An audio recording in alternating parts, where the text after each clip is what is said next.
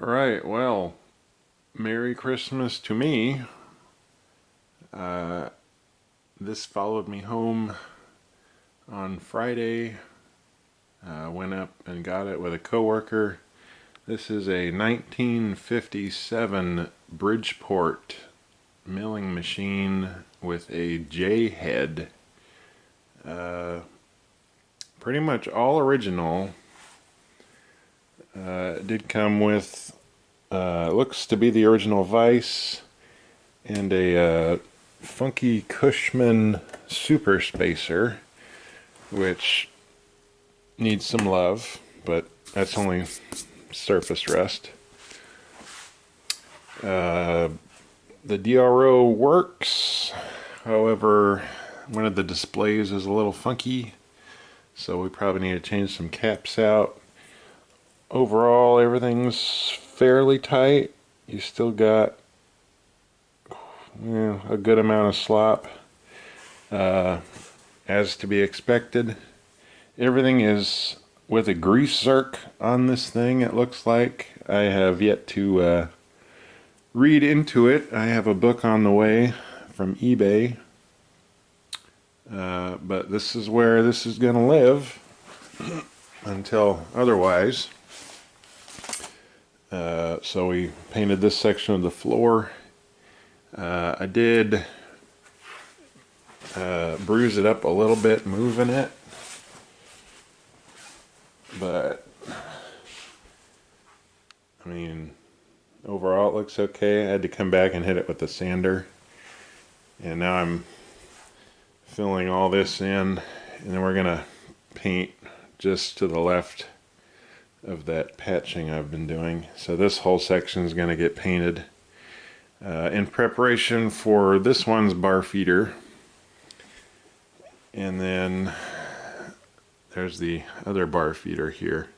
We're going to move that into place here, and then before we do that, of course, I'm going to patch some of the floor here, but based on where the old stand was, this will fit, and then if I do want to lift it, it will lift up. So that spot actually works out pretty good. I did put it at a slight angle so I could access my cabinet. And of course, power-wise, I'm not sure yet. It was running on 220 with a little converter box. So we'll probably just run 3-phase into that box. I would like to put an outlet in it to power the light and the DRO. We'll see if that's possible, of course. The DRO is, it's on its last legs, and I know the Chinese ones are a lot easier with the bolt circles and all that, but I do like the look of this one, so we're going to keep it around for a while, because, you know, the money is a little tight right now. This was too good of a deal to pass up. I don't want to divulge how much, but it was one hell of a deal. All said and done, moving expenses, I had to buy a worn Pulls-All, which I would definitely recommend if you're doing machinery moving.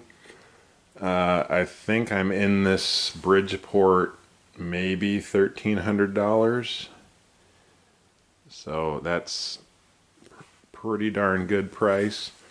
I ended up buying a bunch of wooden dowels from Lowe's. I think these are 3/4 with a toe jack, and then that Pulls-All there. We pulled it onto a drop deck trailer pretty darn easy, and then the battle was actually getting it off.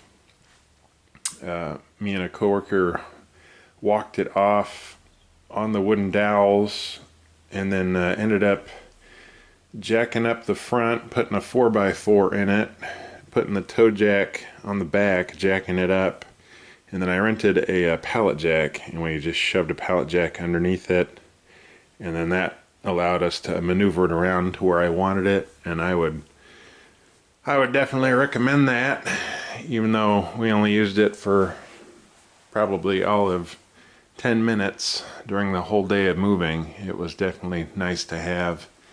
And then I was able to angle this in such a way where I could access everything I wanted on it. And I think it's going to work out pretty darn nice. So we're definitely filling up this half of the garage. I do have room for one more machine, and I'll keep an eye out for it.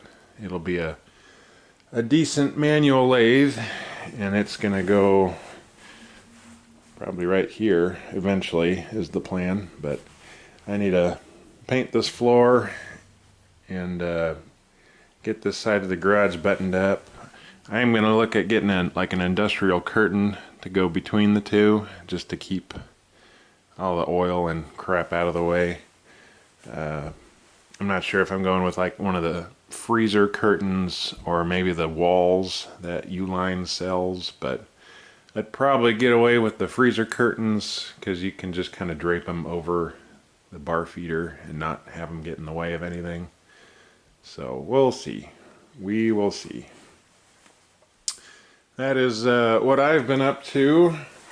Of course, I blew the garage apart to do this, so now we gotta spend the new year putting it all back together again. So I'll update you guys when things progress.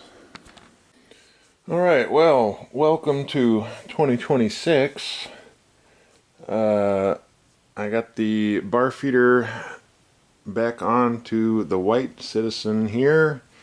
We still have plenty of room between the bar feeder and the Bridgeport. I am currently working on moving the little Atlas that used to be up against the wall there to its new home. This is the workbench it was on over there, and I've had to reinforce quite a bit of it because it kind of fell apart when I moved it. So we beefed up the bottom with more 2x4s. We slapped a, I think it's a half inch sheet of plywood on the back side, beefed all that up, and then we went underneath and ran reinforcements underneath it for this real nice big butcher block top. And that top only ran me 97 bucks at Lowe's, so I would highly recommend that. And it's over in like the project section, not where you actually get countertops, because those are a ripoff. Anyway, we're gonna put the little Atlas on top of it, and then I got a light. We're gonna hang a light over it, and we're gonna slap some pegboard. There's the word. I'm gonna put some nice pegboard on the back side, so this will be a nice sturdy bench, and it's gonna live right next to this blue machine, which is gonna be our next project here. The whole reason I'm doing this is because I just want all metalworking things on one side of the garage, and having this bench here will help with like second operations. If I have to run something new and I gotta drill a hole in it or something, I can just pop it on the old Atlas there and just poke it with a hole. Or any other milling operations, I can throw it on the Bridgeport there. But getting this bench into place, and then we're actually going to take the very sad bar feeder that's been neglected this whole time and hook it up to this blue machine. And then we're going to have to dive into all the gremlins into the blue one, hopefully. But that is what I have been working on. I hope the rest of you are having a good new year. This is hopefully going to be a good productive year here in the shop. I would very much like to get other customers that actually pay on time. and hopefully branch out from there. So we are going to be working on that. And then maybe, just maybe, we'll get a new four-legged friend, because yeah, it's kind of sad sometimes. Anyway, I will update you when I make more progress. All right, we got 2 coats of Minwax Honey 272, and then 2 coats of the polyurethane on the butcher block here. It looks very nice. It took forever to dry, so I had to put a fan on it. We got the safety yellow pegboard hung up. I had to build more reinforcements for the pegboard, which I can show you behind it. Just some shelf brackets with a 2x4 and this light from Lowe's here. So nice and bright for a workstation. The lathe comes to about here, so then I have this for deburn or whatever the heck I need to do. I'll show you the back side here. It's a little dark. Ugh.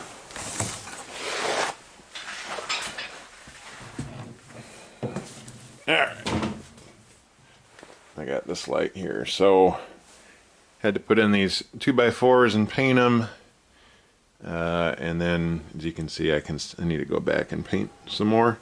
But that's pretty much where that's going to live for the bar feeder on this machine to kind of go up against it. And then I'll probably hang another light on the back side, similar to what's on the front. And then I could put in a shelf there for extra storage. And everything is going to be below this 2x4 here.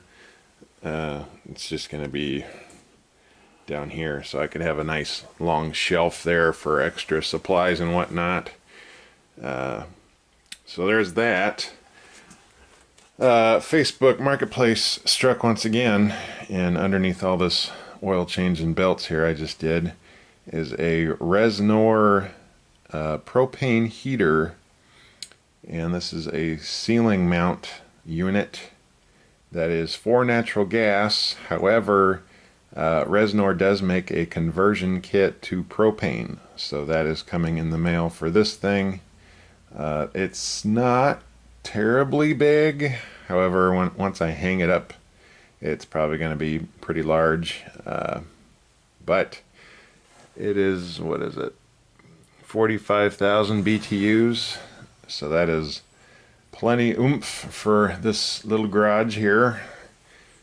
And I'm thinking it's going to live up in that corner, so I'm going to have to move that shelf and then rig up mounting. It came with like a bunch of all thread it hangs on, and then we got to punch a hole either in the wall or the ceiling and route it outside. So there's that. So that'll be interesting. I am not an HVAC technician. However, I did find a PDF of how to convert this to propane using their kit. So we're going to try that and see how that goes. This unit was built in the year 2000, and when I hear the year 2000, I don't think it was that long ago, but here we are, 2026, so coming on 26 years old for a heater. It's going to be a heck of a lot better than my little short 5-gallon propane burning unit, and I'm probably going to just have a tank in the corner there strapped to the wall for safety purposes. It does run off 120 for the igniter, and then it does have a thermostat, so that will be nice in the wintry months or whenever it gets a cold snap. I scored this on eBay. I haven't hung it up yet. It's probably just going to go on the wall next to its brother there. I did get a Rosie the Riveter one because that is the theme of the old brownie here, is Rosie. So I'm gonna get a similar frame and put her somewhere. It might be on the back wall too. I might move that cabinet and put her there. I don't know. We'll figure it out. They're a very nice print. They're on eBay. They're about $60 if you so choose. So the frame ran me about 30 on Amazon. But that's what's going on around these parts. Oh, that looks pretty nice there. I don't know if I might have to trim that board a little bit on the tabletop. I don't know. We'll see how it goes. We shall see. Anyway, I'll keep on keeping on here. All right. Well, it's been a long, full of overtime work week, and as you can see, we got the Atlas up on the bench there, looking very nice. So we started cleaning the bar feeder. I emptied the tank and cleaned it. It was normal machine shop goo in there. Pretty good layer of just gray sludge. So killed a whole roll of shop towels cleaning the thing. Filled her bucket up. I could probably reuse that oil. It actually didn't look very bad, and there wasn't much of any moisture in it. However,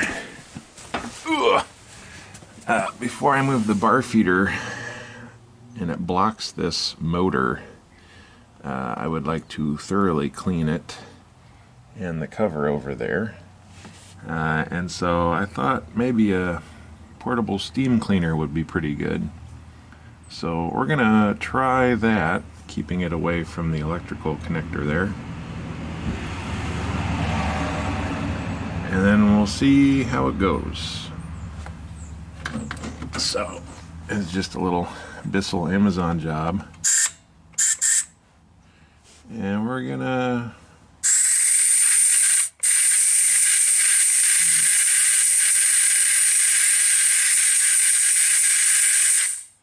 yeah, that's not gonna work. The sludge is too thick.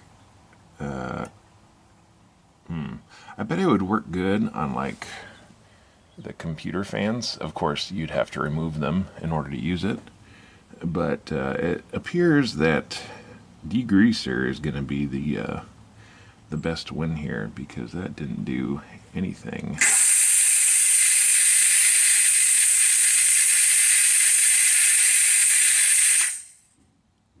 Yeah, that did nothing. All right, well, the tried and true oil eater will have to do.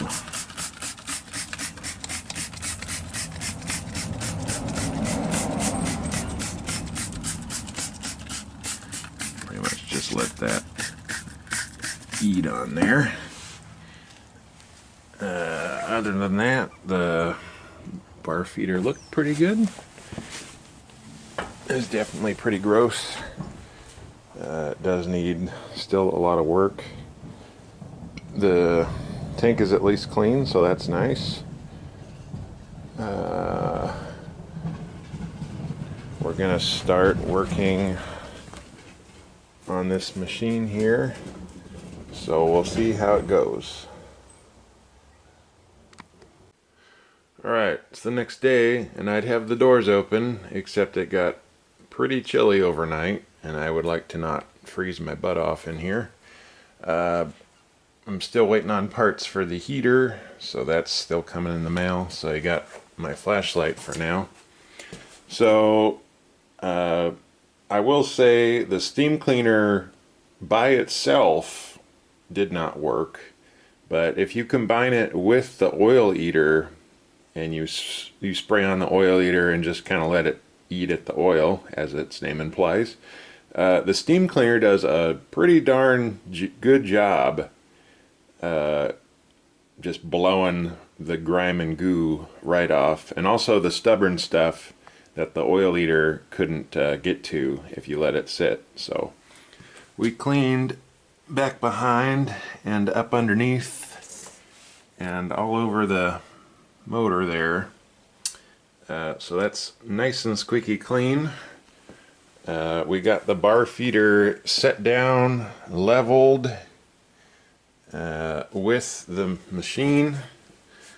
There is no cover that goes over it like the blue one, but it is in line with the machine here. So that is very nice. I finally remembered how to hook everything up to it, thanks to pictures I took.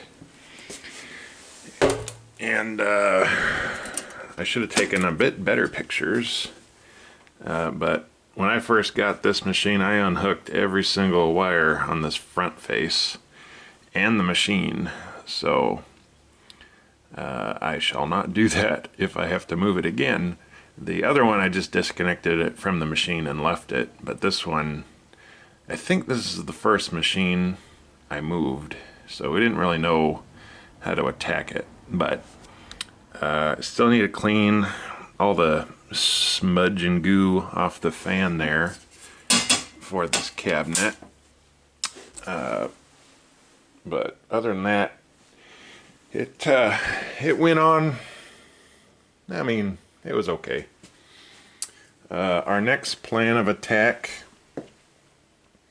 I found parts in my stash, which is this little hydraulic cylinder, and that needs to live over there. So I will rebuild the one that broke eventually, but if I can just swap it out with this one and call it a day, I am all for that. So I'm gonna do that as well. The inside of this machine needs a good scrubbing, as I did with the white machine. Now I did bail the majority of the cutting oil out of this thing in order to feed the white one, so there isn't enough cutting oil to really sustain anything. I do have another 5-gallon bucket of the same stuff, at least that's what I think. It's the same stuff. It's a Mobile brand cutting oil. So we're gonna see what we can do in that regard. And then machine wise, this thing has struggled opening and closing its collet. So as you can see by the sheer color difference here, I'm going through and cleaning everything, including that hydraulic valve block, which I suspect is just full of crap because the tank is not the best quality of hydraulic fluid. So what I'm thinking is drain the tank, pop this cover off, clean it really well, put everything back on, and then just give it a good cleaning. The steam cleaner did a pretty good bang up job at all these corners. If you let the oil eater sit and then come back with the steam cleaner, it does very well at busting the grime here. You can tell up here between the two. And this is important for any machine you pick up, because they're all going to have this caked on just crap on them, as standard in any machine shop. So I'm going to continue cleaning this thing, and we'll bring it back when we have at least discovered more of what's wrong with it. Alright, so I know a lot of you are wondering why you would be such a stickler in cleaning something, and I'm wanting this thing to be reliable in producing parts, which equals money to me. So in order to prevent as many breakdowns as possible, you want to make sure this thing is stinking clean. That right there is not going to be so great when this thing gets hot. And if you think that's bad, you get that fan going. And this fan's supposed to cool this motor. And with all that kicked up stuff, you think that's going to cool very well? Probably not. And you're going to have an overheated motor on a hydraulic pump, which is also like the heart of the entire machine. So it is important to clean the nasties. And I'm going to get a scraper and clean that, because gross. Now, this is not from the gentleman's garage I got these from. This is industrial grade goo for sure. This is your normal buildup of just crap from a industrial shop. And this is all in the air that you breathe in the shop. So be mindful of that. Alright, I'll get back to cleaning here and ungooifying fans here. Alright, well, I am done currently with the machine. Off to another long work week. However, we did get a lot done. We cleaned the hydraulic motor. We completely took apart and cleaned the hydraulic block there. We got the bar feeder down, leveled, and wired into the machine. We got the C-axis, or the locking mechanism, that I found installed and plumbed in. We booted it up, and it did kick on the hydraulic pump and nothing exploded or leaked everywhere, so that's a plus. It is a little sluggish in homing out in X. I'm not really sure. I reset the home on it and it still went kind of slow, so that I don't know. The chuck will still not close on its own, so if I manually push it back so it registers it's shut, that mechanism works. However, when you click on the button here, I need to redo this panel really bad. When you click on the button, you don't hear the relay click. So I'm thinking maybe a bad relay, because if I put it in diagnostic mode and check it, it is sending a signal to that relay. And it's just not... What's that? What's that? Uh-oh.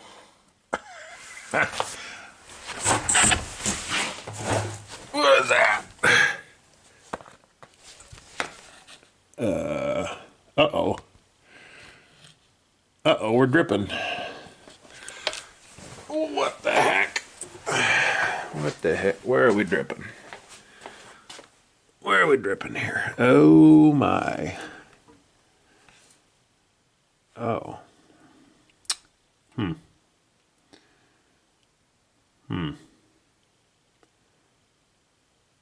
Yes. That's next weekend's battle. But for now, we're calling it done. Alright, well, it's the next weekend here, and it seems that our relay for the chuck closing is bad. So I reached out to the maintenance guy at work, and he said it'd be better off if you replaced it while it was in the machine. And from looking at how much crap is attached to this thing, these are the two relays here. So I just need to desolder underneath this.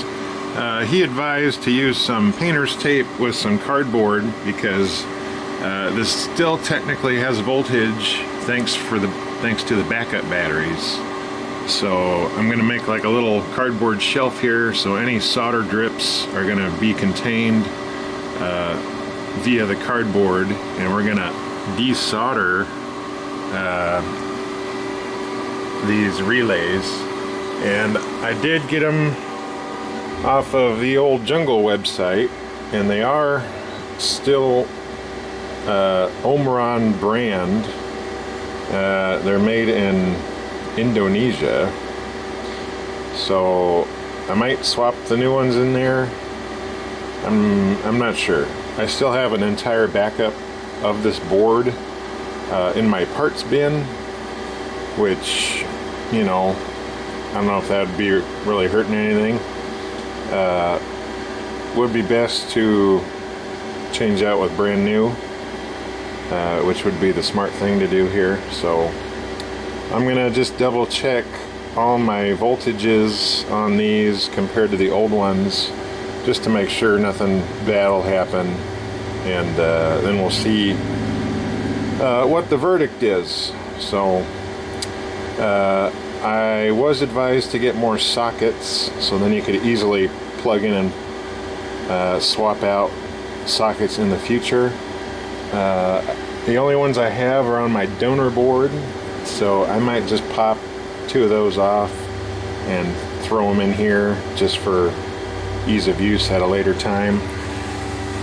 The 2, of course, we're replacing are the ones with a lovely X on them, and then this one has a hole drilled into it. So this would appear to be an issue reoccurring with this board. And then up above on the control panel, it also has that issue. And when I bought this machine, I was told of this issue, and I did not see this one actually turn on and run. I only saw the white one here actually function.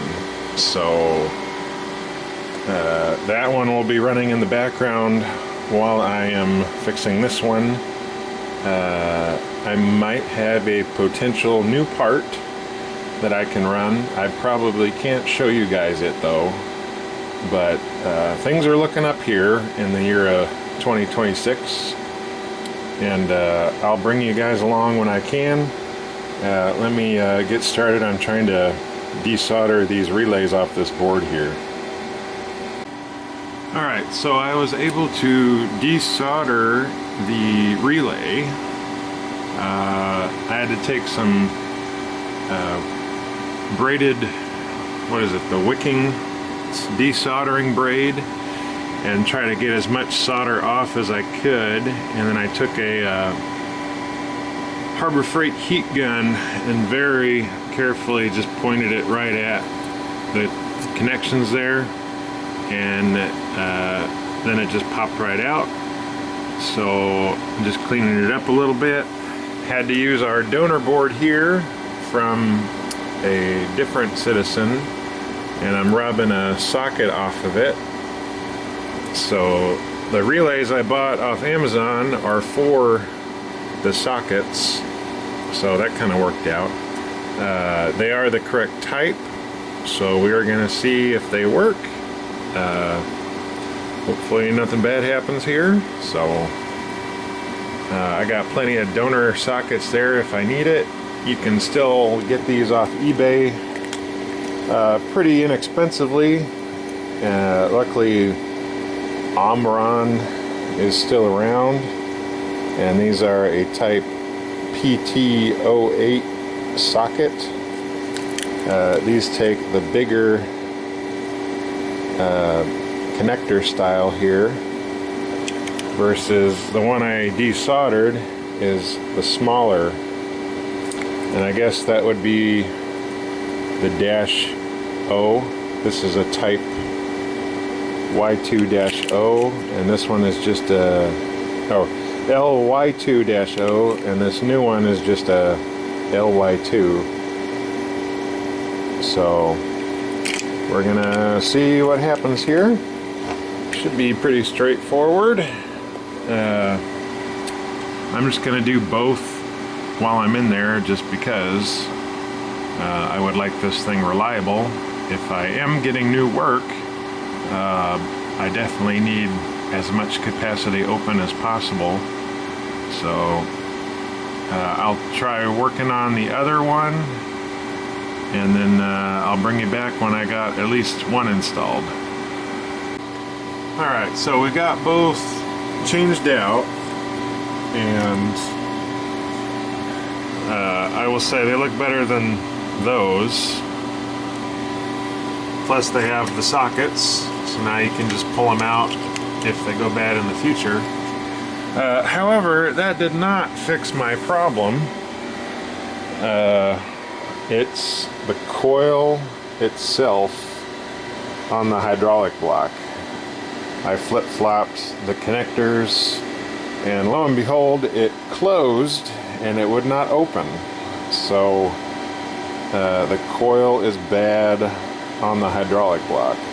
Luckily, we have an entire extra block that we can pick from.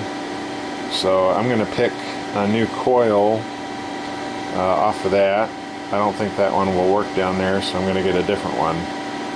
And then, hopefully, it will open and close here. So let me go get a coil, put it on here, and then we'll bring you guys back. Alright, well, the hydraulic valves I have on the donor block are not the same as this one, and in that case it does not function with this used block. So got on eBay real quick and found a brand new hydraulic block valve, I should say, for about 75 bucks. So we got that on order, and I'm hoping when I throw it on there, all of my issues will go away, which should happen. However, this thing likes to fight, so we're gonna see, but that won't be until mid next week. It's a lovely, balmy, probably 30 degrees out here, so I'm gonna focus my efforts on getting this corner cleared out, moving that shelf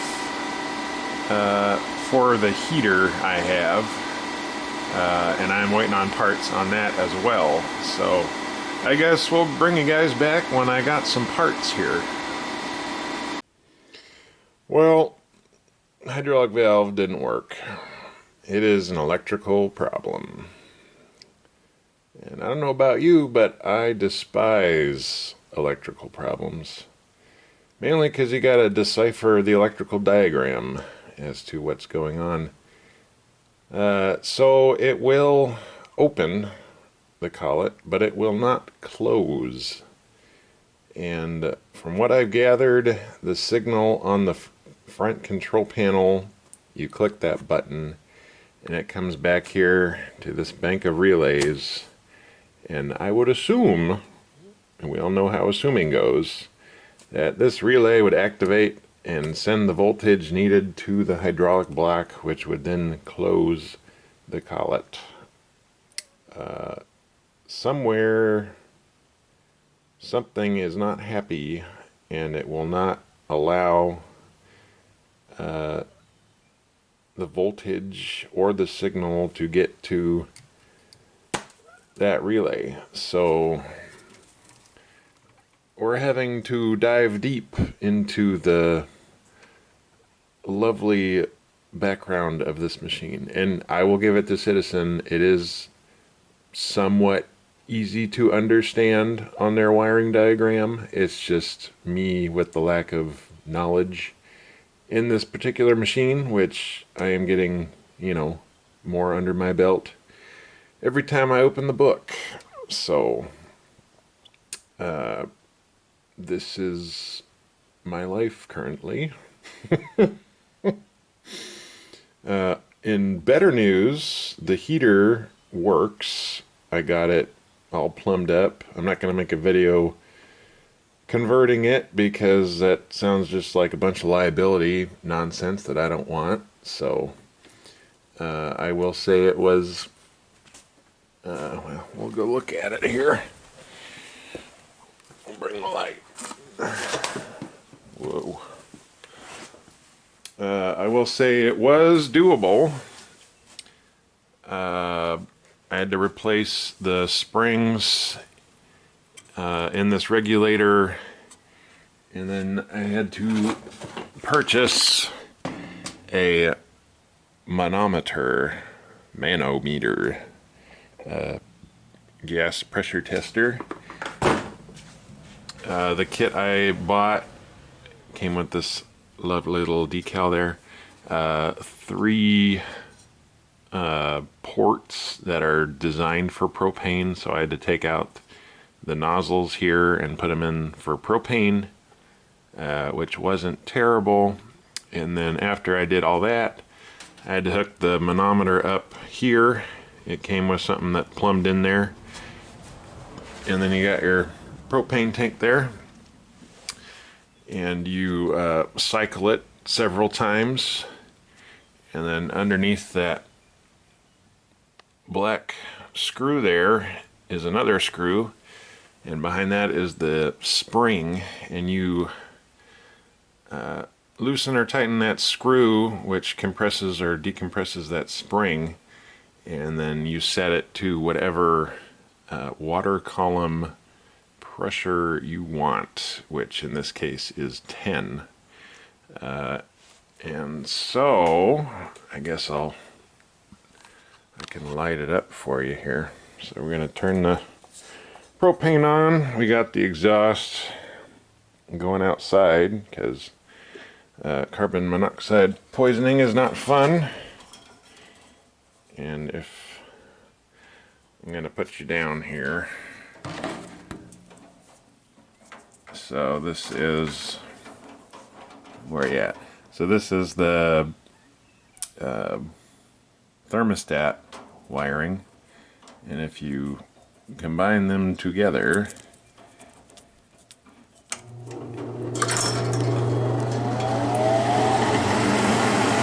sends the signal, and then it fires.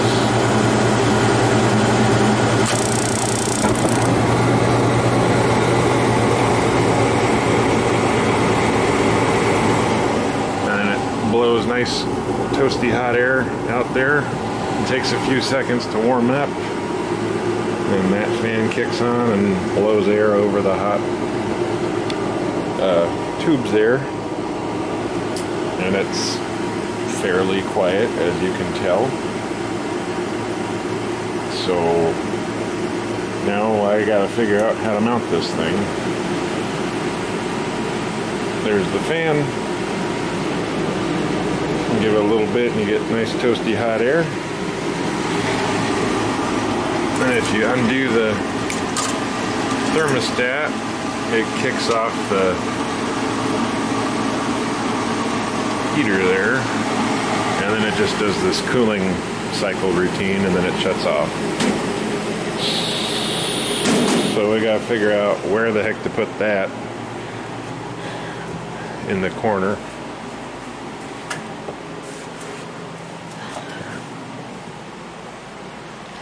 And then figure out how to mount it. I'm thinking I'm gonna have to mount it and then figure out plumbing after that. I would like access to it in case I need to work on it.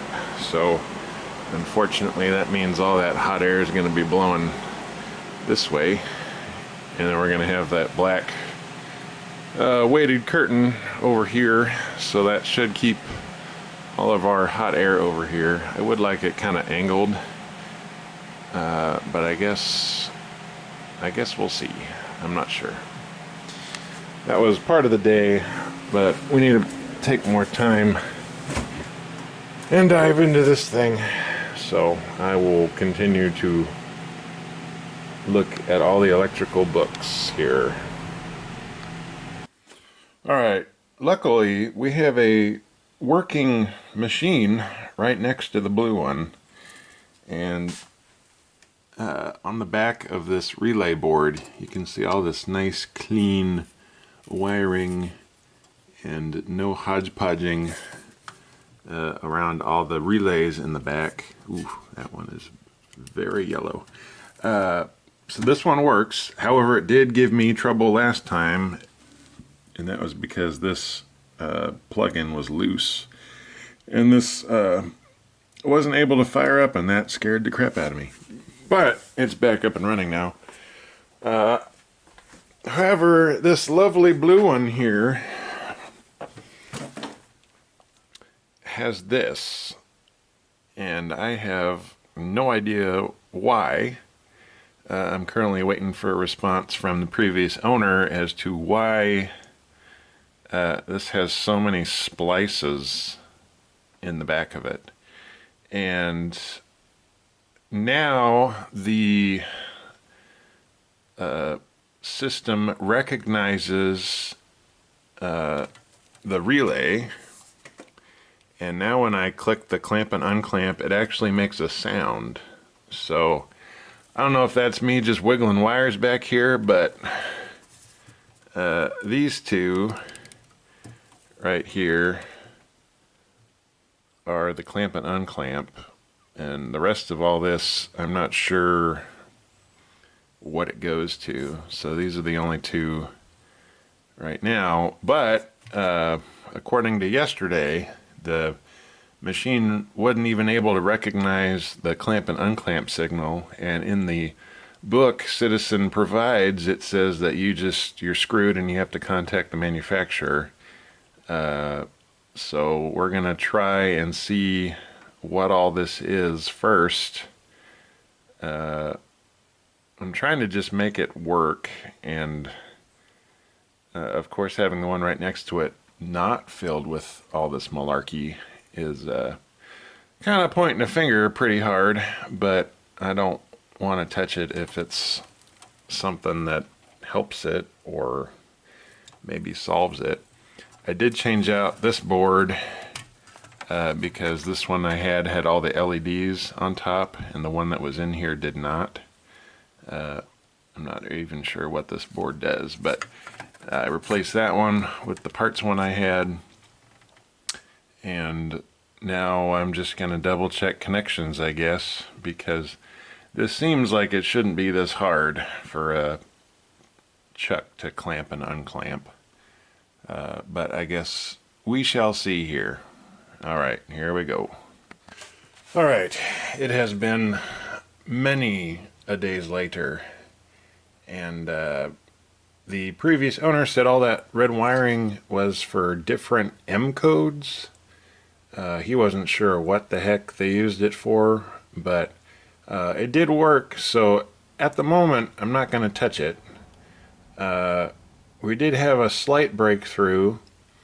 Now, when you use ChatGPT, you have to take it with a grain of salt, because it'll lie to you quite a bit. So in using that, of course I would have stumbled upon it anyway, but it did make it a little easier, since I don't know how this thing completely functions. But I'm definitely getting a education in how this thing works, because one has to know how one of these things work if you own two of them.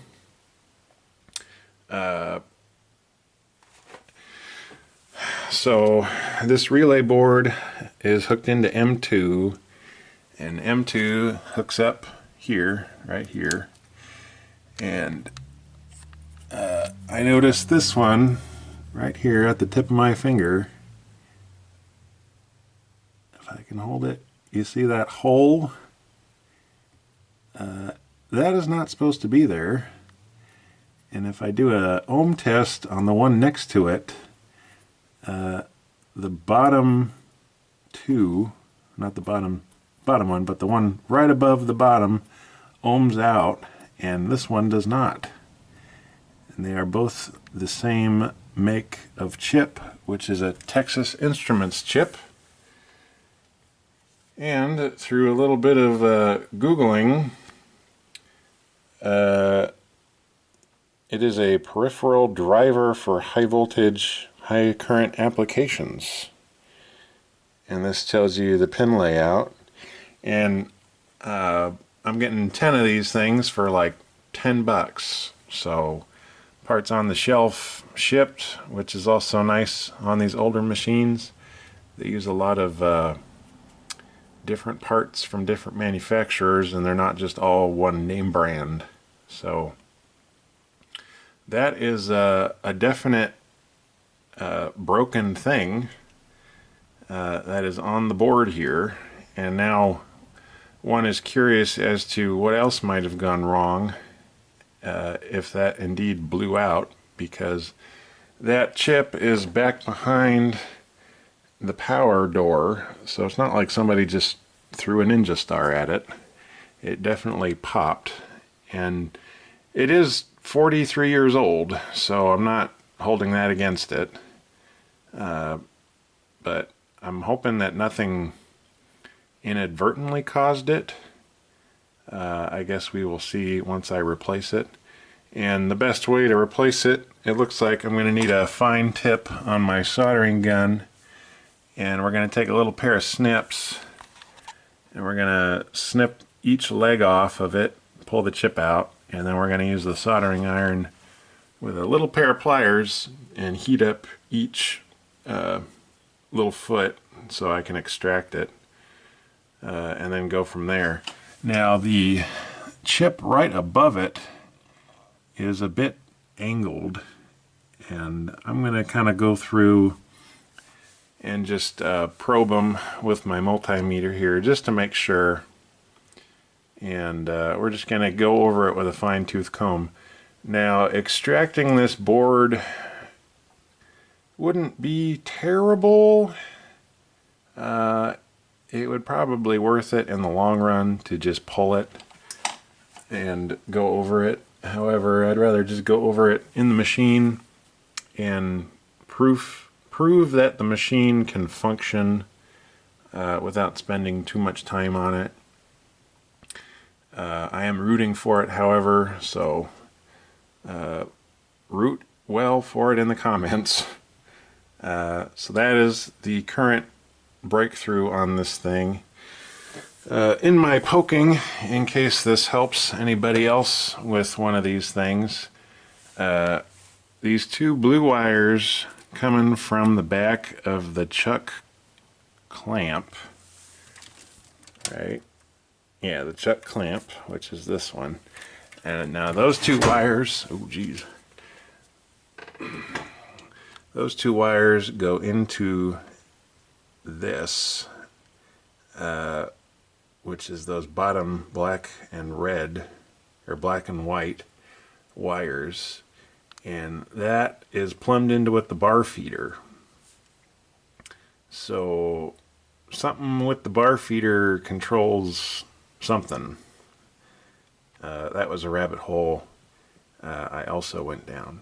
That's where you got to be careful using ChatGPT, because you will go down rabbit holes that aren't necessarily your problem. You have to specifically define your issue and constantly critique it to actually get headway somewhere.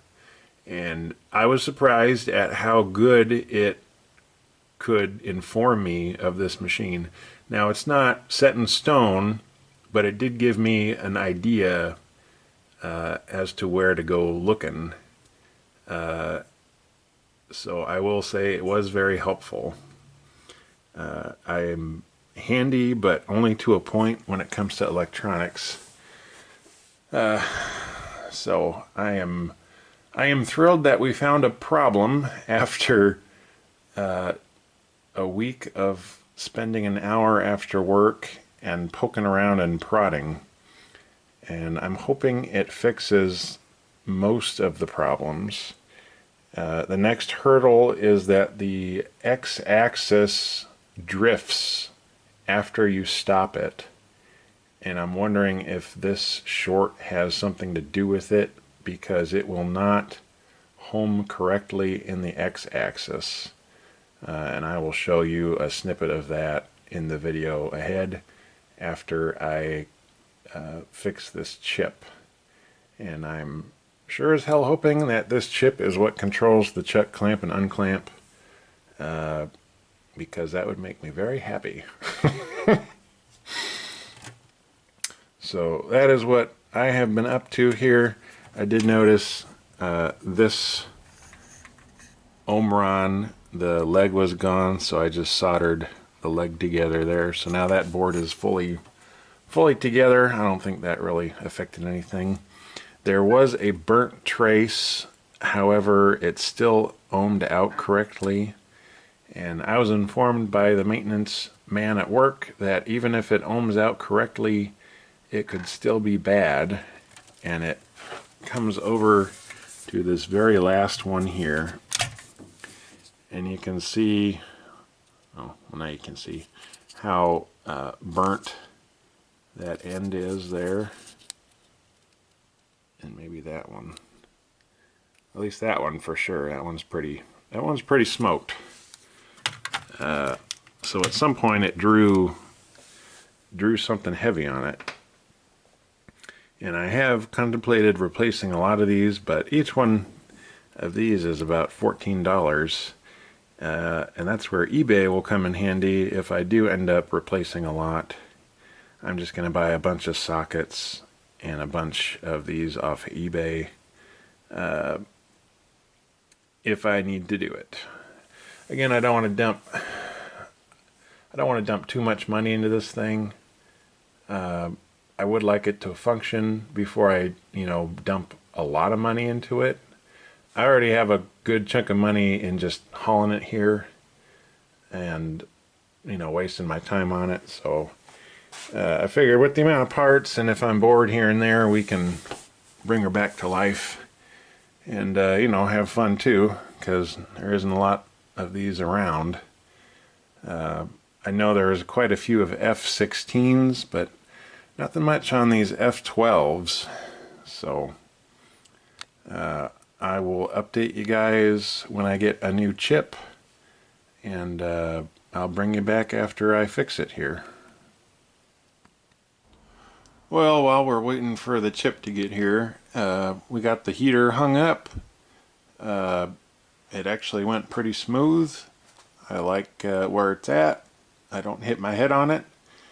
And I got it angled, so I laid it out with a piece of cardboard. I put a piece of cardboard on top of it and poked holes where the threaded holes were, and then I took that piece of cardboard and stuck it on a nice piece of plywood, and then drilled my holes, or pilot drilled my holes for the lag eyelets there, and then found the studs, and then lag bolted the chunk of plywood to the studs, and then we hung the heater. If you can see, I got a black J-hook up there, and that's eyeballed on center.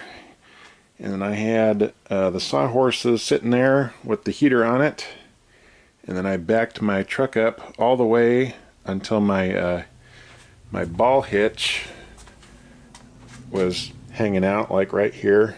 And then I took my little worn Pulsall and a couple straps, and then went up through the J-hook and down, and then across the 4 eye hooks on the machine that are bolted to it.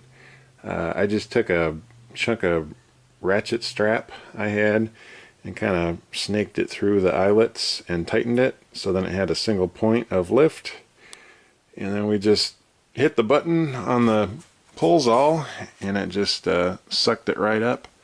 Now it stopped about, I don't know, 6 inches from the top, but that was plenty of maneuverability to get up on a ladder and just hook those carabiners into the bolt, or into the eye hooks there, and it's, it's not going nowhere. I'm curious if it's gonna kind of rattle when it's running. I still need to hook up a vent. This is just kind of sitting there. I'm gonna have to punch a hole through and then use this. This is a water heater vent tubing, which is insulated, and then I have a thimble coming in the mail, and that's basically gonna contain the hot exhaust gas, keep it separated from the wall, and should work pretty nicely. And then we got our thermostat wire we're going to have to run here, and then propane. This, of course, is not to code, and you should not do this. That is the current state of that. We also went to Harbor Freight and picked up one of these wire racks. It's their brand new, what is it, 5-tier garage shelf. And I took it into 2 separate racks here. So as you can see, this one's full of all of my lubricants and oil in a nice package here. It was pretty easy to put together. The other rack is right there, and it has every single Citizen part that I own on it, all in one place. So that means that all of this is now free of machine parts, and all my machine stuff is on this side of the garage, which is a good goal to have. So that made me happy, and it was only about $130 for a, pretty nice storage rack here. We did wire in this light. It's just a Lowe's light here. Eventually I would like to pick up both of these bar feeders and park my truck in the garage. And so in order to do that, I put it on hinges. So that light is on hinges, and then the bar feeder can come up. This is still a fever dream, I guess. I'm not sure the feasibility of it. I still would really like to park in the garage, so I'm still going to hold on to that until I cannot hold on to it any longer. But this is just a regular door hinge, and then you just have a shelf bracket here.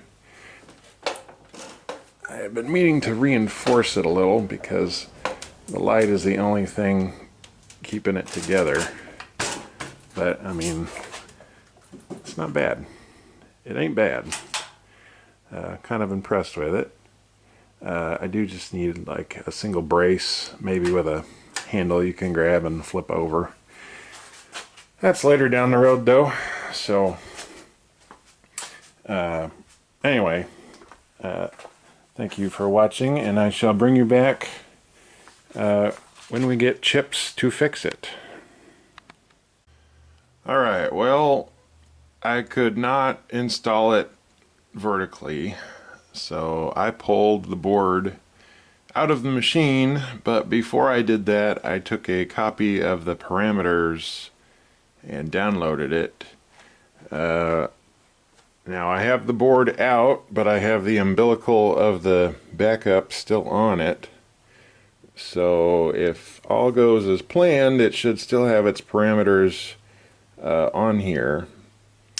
But this is where it was on, and as you can see, I made quite a mess of it, and then it was also very difficult to get to.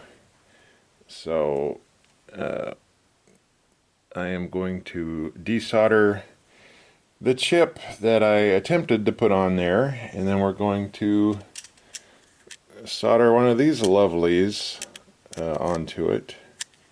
And I'm just going to use some soldering braid, wick up everything I did, and then clean it really well, and put one of the new chips on there. So this makes it much easier. The parameters just made me nervous, so I never really wanted to do it. However, in doing so, I downloaded a copy of the parameters on each machine, so that will help me in the future in case something happens or batteries go dead.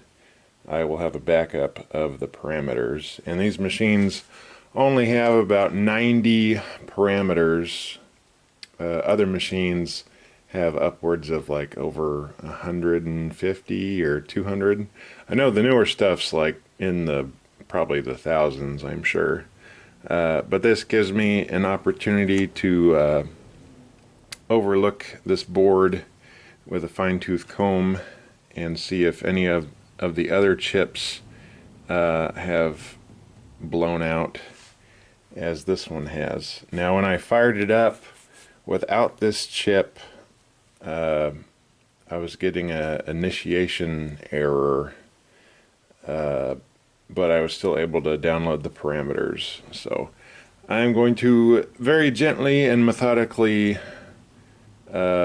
solder this new one in, and everybody cross your fingers. Alright, well, I got it in and somewhat together and put it in the machine, and I was able to open and close the collet. However, I was still getting the alarm, not getting the the initial drive activation, which then lets the machine go into a ready state. So I'm pretty sure I screwed up the pads for that chip, and in doing so, I don't know what else might be wrong with this board. So I'm throwing in the towel on this board, and I'm going to send it, hopefully, to a gentleman in Illinois who knows way more about FANUC than me. But fear not, because we bought another board, which was not cheap. However, it does have some extra goodies, which I'm not sure. Maybe I get more memory. It is a very, very similar FANUC board, and my hope is that if I load this into the machine and boot it up, everything goes away in terms of my problems, which is the hope. There is no parameters on it because there's no battery, and I'm not too keen on unplugging this one just yet. I do have an extra battery box somewhere around here, so I might plug that one into this, and then I can load these parameters into this board, and then we can kind of trial run it. However, that chip blew for a reason, and I'm not sure if age is really the problem with that. So I'm kind of tempted to show the guy the backside of this board with all the geriatric soldering jobs on it.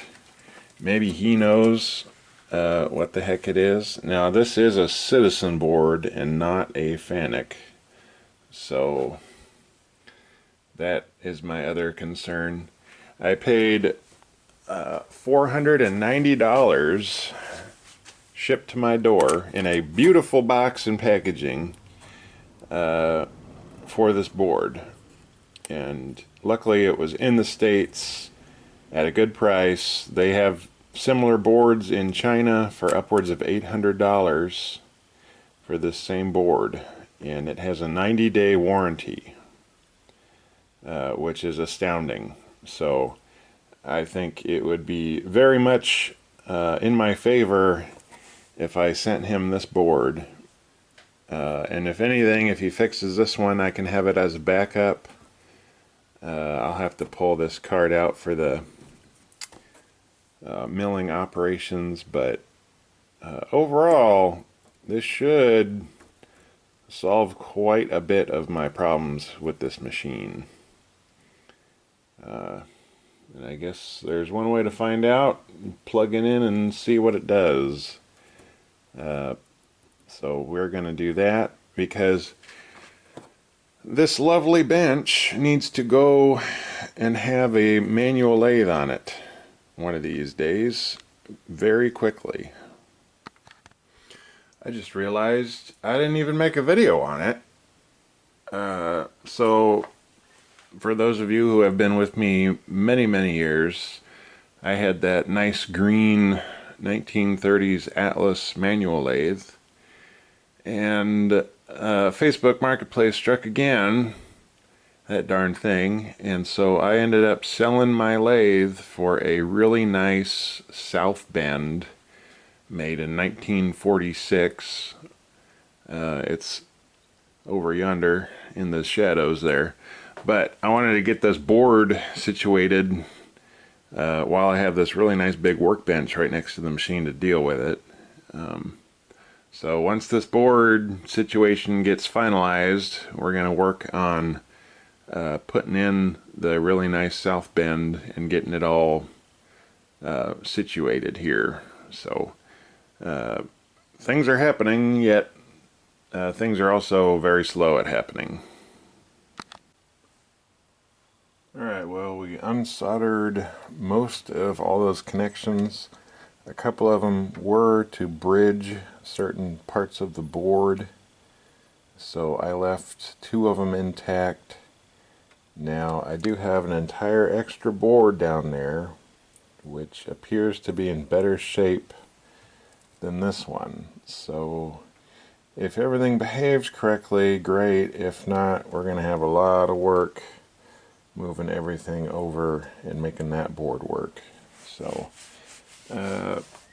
new board is in. I don't have the batteries hooked up to it because we're just going to see if it fires and does anything. So I guess we'll get some power to it and see what it does. Alright, well, the new board didn't fully function.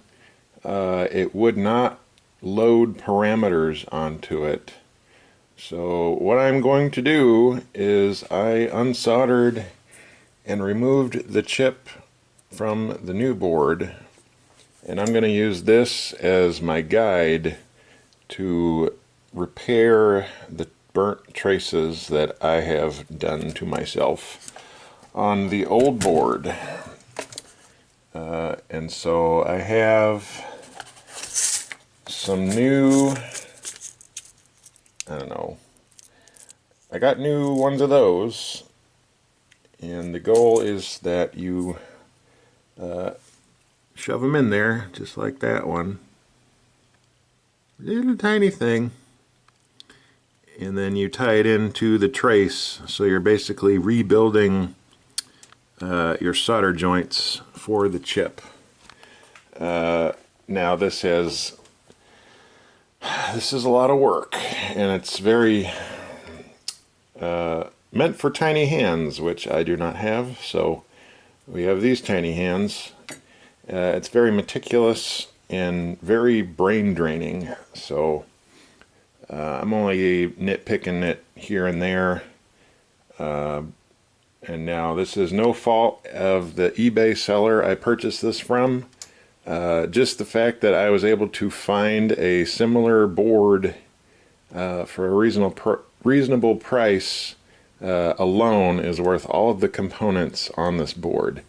Now, I'm only salvaging this board because this is the original and I know it works.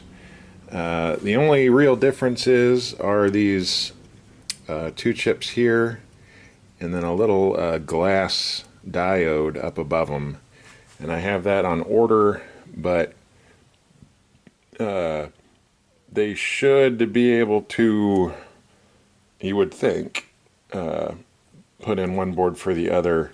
Now the parameters on the old board are now gone, and I think that's because of the red wires I desoldered from the relay boards.